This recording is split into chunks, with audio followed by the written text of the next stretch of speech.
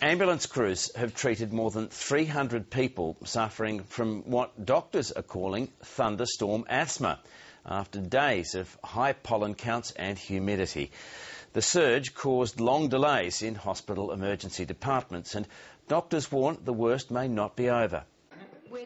Brighton father of two, Peter Jones, had asthma as a child, but he's never had an attack as frightening as the one that struck overnight. At about 4 o'clock in the morning, I was just gasping for air. I couldn't really breathe.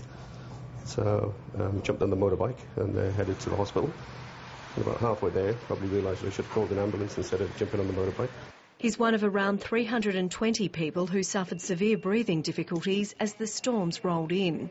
We've had a few days of really high pollen counts, and then we had a thunderstorm last night, and that caused an epidemic, really, of thunderstorm asthma. Well, that's magnificent, isn't it? It's quite unique.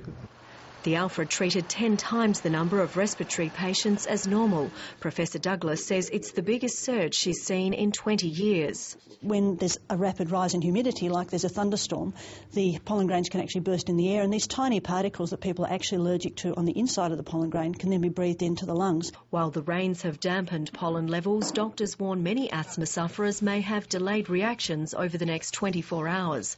The Alfreds had to open another ward in readiness because the respiratory ward's now full. If you've got hay fever and you start to wheeze, you need to seek medical care. Peter Jones is happy to echo that advice and leave the bike at home. Call an ambulance next time. Stephanie Ferrier, ABC News, Melbourne.